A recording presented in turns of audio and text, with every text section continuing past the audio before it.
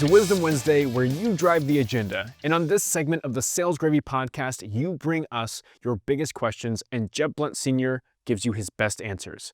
And these answers, they come straight from the trenches, because just like you, we are out here every single day prospecting, selling, leading, and driving results. Now, before we dive in, this is a quick heads up.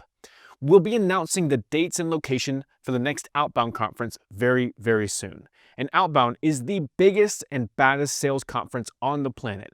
If you've never been, this is the one you want to put on your bucket list. Seats are limited, and we always sell out. So get on the early bird waitlist now at outboundconference.com. That's outboundconference.com. All right, let's go. Because next up is Tyler Goss from Tampa Bay, Florida. You know, when you spend a lot of time prospecting, you naturally, in an ideal scenario, are going to end up with a lot more opportunities. But I wanted to know if you had any sort of like anecdotal rule or a thought process around when to really create a deal. Some people are like, before you even make the call, you're calling them, that's an opportunity. Other people are like, they have to have a contract in hand. So I just was curious what your thoughts are on that. That's a great question. Let's just break this down. There's all kinds of opinions on this. You're right. And some of the opinions drive me out of my mind. So I'll walk into a business and they'll talk about their pipeline, and I'll do a pipeline review, and almost nothing in the pipeline is real. Like, it's not even qualified. There are some organizations that take it all the way to an extreme where the only thing we put in the pipeline is something that we're almost guaranteed to close. And neither one of those are a really good strategy or tactic, because it doesn't give you the data that you need. I really want a good pipeline that if I walk all through all the steps of the pipeline, some deals are going to fall out, some deals are going to close. I'm going to be able to analyze my close loss deals. I'll be able to analyze my close won deals, and I'll be able to see where I've got problems in the pipe. So I'll give you my take on this, okay? So let's take an inbound lead first. We get different levels of inbound leads at Sales Gravy. We get inbound leads that we call list leads. That's a person who comes in and they want to be a part of our newsletter, or they download one of our resources where the only thing we ask for is their first name and their email address. Well, those are list leads. And what I mean by list is those are people who end up on our newsletter list, or we send them an announcement for a podcast. So we're just creating a community with them. Some of those people end up being hot leads down the road. Some of them just consume our content. Some of them buy a book along the way, but we're just creating a relationship with those individuals. I don't want any of that in my pipeline. That's not a pipeline opportunity. The next level we have would be MQLs, or marketing qualified leads. These are leads that'll come in through a webinar or a download, and we've asked for a lot of information. And people understand it at this point in time that when you're giving us all that information, there's a price to pay to get the download. And that is your phone number, your email address, where you work, your role. And there's an expectation that at some point we're going to reach out to you to have a conversation about whether or not you should move into our pipeline. I don't want those in my pipeline. That's not a person saying that I'm ready to buy. That's just a person saying, I've downloaded this, here's my information.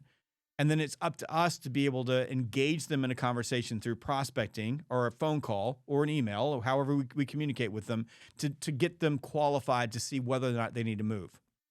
The third group of people that come in are people who have an open buying window. And those are our hot leads. And we know exactly what forms they come in on.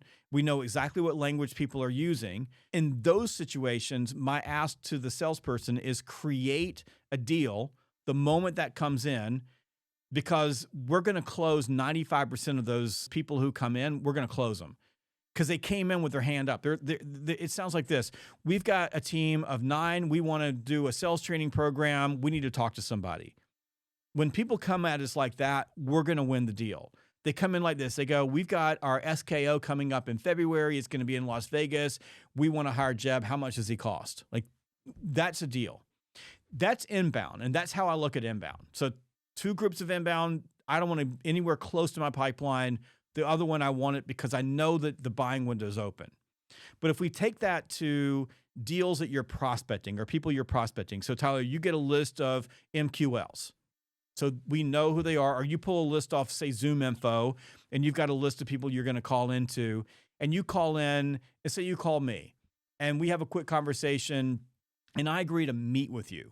Right. So you call in and say, I think Jessica taught you how to set an appointment because blah, blah, blah. And I go, yeah, I'll meet with you on Thursday. At that point, like, this is where your company is going to have to make a decision. If I've got an FTA scheduled, do I put it in the pipeline at that moment at the FTA stage, or do I wait until I meet with them and qualify it for the next step? I think you have to, as an organization, kind of think through what that looks like. For me, I want it in the pipe at the FTA. You book the meeting with them, put it in the pipe, because if it's in the pipe, now I'm able to judge the show and no-show rate. And I can do that on a per rep basis. So if I've got a rep who's setting all kinds of FTAs, but their show rate's only 10%, I'm able to at least go back and diagnose I've got a problem. If I've got a rep who is putting FTAs in and closing those FTAs or advancing those FTAs to the next step at a rate of 50%, then I may be healthy, or maybe I need to go listen to the FTAs and see how they're doing with those to advance them forward. And if you go into our pipeline, you would see that we have a step that's just FTA. I've booked an FTA. At that point, I've either booked a discovery call next, or I haven't. Or in some cases, if it's a hot lead, I have one conversation with them and I close the deal. So I move them forward on a one call close. Somewhere in there, we're going to advance. And the reason that I like FTAs is because that's essentially my money ball, or my key metric for the health of a salesperson is how many first-time appointments are you booking every single day or every single week? Most business-to-business reps need to have about 2. And what I mean by that is qualified, right? The qualification is you've got all their information and they've agreed to step into your process. So if I call you and have a conversation and you agree to meet with me, then we've both agreed to move into the process. Now, we may conduct the FTA and not move it forward. We may go ahead and close loss it right there on the spot. That's fine. Some organizations don't want to do that because of the way they're managing their metrics. They go, well, we don't want to put in something that is kind of, maybe they'll show up, maybe they won't show up. And we don't want to put something in where we haven't fully qualified it, because in a lot of cases, you may be doing the rest of the qualification in the FTA. So we don't want it in there until. And I understand that, and I get that. If you're like super measuring or super crazy about your close lost against your close won, I just feel like FTA is where I want to begin, because of the way that I see FTAs as the healthy measure of, am I getting on base? So am I getting opportunities? I think that somewhere in the middle of that, you're going to find a place that makes sense. But I would tell you, if you're waiting all the way until it's a sure deal and you're putting in there, you're getting no data from it, why not even have a pipeline, right? And if you're putting everything in, like you're calling everything a pipeline opportunity, you're diluting any opportunity to measure anything meaningful that will help you coach and advance your sales organization. Okay. So identify that point of buy-in, basically identify an actual SQL and then create deals from there. Okay. So for me, like that qualification point is the point where both of us agree to step into the sales process.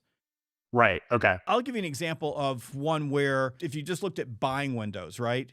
Let's just say that you work in an industry where almost everybody's under contract, and we can identify contract X dates. You could legitimately say, we're going to take every prospect in our database that has an identified and confirmed contract X date, and when it hits a certain point, it hits the pipeline.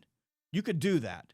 I wouldn't do that, because even though we know there's a buying window open, if a contract X date's coming up, the buying window's open because the person has to make a decision. They either keep doing what they're doing, they quit doing it altogether, or they get another vendor to do it. Either one of those things, they have to make a decision, because there's a point in time when that contract's going to come up for a renewal and they have to do something. But I wouldn't put it into the pipeline until I've called them and said, Tyler, your contract with X company is coming up for renewal. I want to set a meeting with you because it'll give you some different options, so that as you're making a decision, it'll give you an apples to apples comparison. And that makes it easier for you to do business and make better decisions for your business. And you go, that sounds good. Come over on Thursday. Boom, it's in the pipe. Because at that point, there's a buying window open that we've identified, and you and I both agreed to step into the process. That's how I look at that. Okay. Awesome. That was great. Thank you. In your book, I'm going to forget the exact numbers here, but there's a moment where you're talking about the call blocks that you initiate, whether it's for when you're consulting or it's your own team. And the numbers are amazing. I mean, if I'm remembering correctly, it's 2 designated call blocks and something like hundreds plus of calls during those blocks.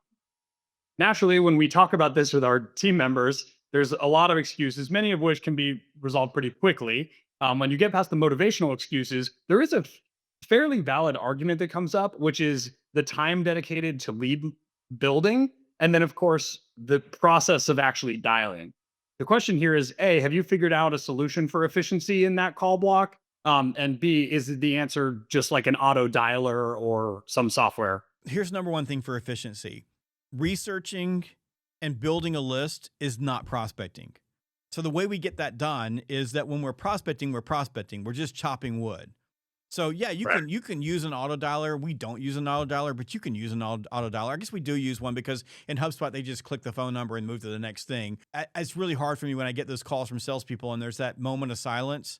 Like that just kills the call.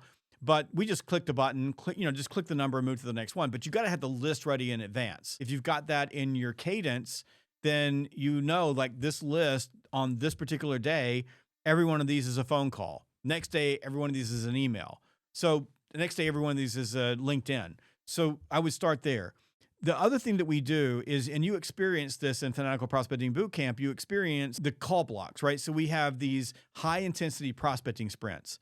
And if you think about it, if I said you got 15 minutes to make $15 set one appointment, most salespeople are going to make at least 10. Think about that. If you run 4 of those, you've made 40 calls at a minimum.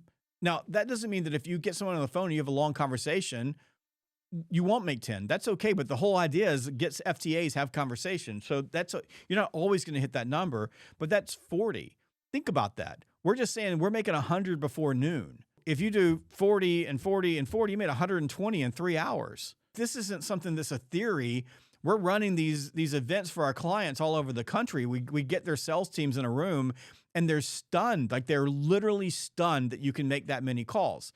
But all we're doing is setting the conditions to do that, because what most salespeople do is they come in the morning and then they got their computer on and chats up and they've got this going on, and then they get something from TikTok and they're watching a cat video, and you sit with them and they're taking like 12 minutes between every dial. And of course they're not getting anything done. And then they look at you and go, how is it possible for me to do any of this work? I can't get anything done. So when you set the conditions, then you're able to change that. So we don't research while we prospect. We get our list together and then we prospect the list. And when we prospect the list, we prospect the list. If it's a bad list, it's a bad list. If it's a good list, it's a good list. But we know that the law of averages are in our favor if we just do this every single day. Now, most business-to-business salespeople don't need to make that many dials. Most business-to-business salespeople, if you had 1 full hour every day of solid prospecting, they're going to be good. They're going to have all of the meetings that they need to set. My executive assistant did cold calls yesterday. You met Brooke Ann Childers, right? I believe so, yeah. She was up there. So she's having to fill up the next Fanatical Prospecting Bootcamp. So think about this. She made 10 cold calls yesterday. Cold. I mean, freezing cold. She had a 30% pickup rate. She talked to 3 people. I asked her this morning what her time investment was. She spent about 20 minutes doing it, which is, you'd imagine, like she's never made cold calls before. It's the first time she's ever done it. So she was up with our sales team and decided she was going to do it. So she could be faster. Think about that. Yeah. With her, she just made 10 a day. I'm happy because 10 a day is 50 a week. 50 a week, you start adding the numbers up, it gets big. So that's how you do that. My point with the extraordinary numbers is that everybody's capable of doing it if they just decide to do it. Most people don't decide to do it. Yeah, the mindset shift. Yep. Awesome. Thank you. Tyler's question was one that we hear all the time. When should I create a deal in the pipeline? It might seem simple, but the answer reveals everything about how you run your sales process and whether you're managing data or just clinging to hope. Here's the truth. If your pipeline is full of fluff, with unqualified deals, wishful thinking opportunities, you're not coaching your team, you're managing fiction. On the other hand, if you wait until a deal is almost closed to log it, you're missing critical data that helps you spot early problems, track activity, and forecast accurately. The key is to identify the moment when the true mutual buy-in happens, when both the prospect and the seller agree to step into the real sales process. For us, that's the moment called the FTA, the first time appointment. It's the most reliable metric for pipeline health and rep productivity. If you're setting FTAs, you are creating movement, and movement in sales creates results. So here's your takeaway. Don't create deals based on gut feelings, and don't wait until contracts are drafted. Set clear internal rules. Once the FTA is booked with a qualified buyer, boom, it's in the pipe. That way, you're tracking reps, measuring conversion, and coaching real behavior. And if you're out there managing your own book of business, remember, the health of your pipeline starts with discipline. Get clear about what qualifies, stick to it, and hold yourself accountable. This is Jeb Blount Jr., and thank you so much for listening to this segment of the Sales Gravy Podcast. If you want to ask your questions, go to salesgravy.com/ask. That's salesgravy.com/ask. Enjoy. Hey, I'm doing a happy dance because you watched this video. Make sure that you click like and subscribe so that you never miss one of our amazing sales training videos.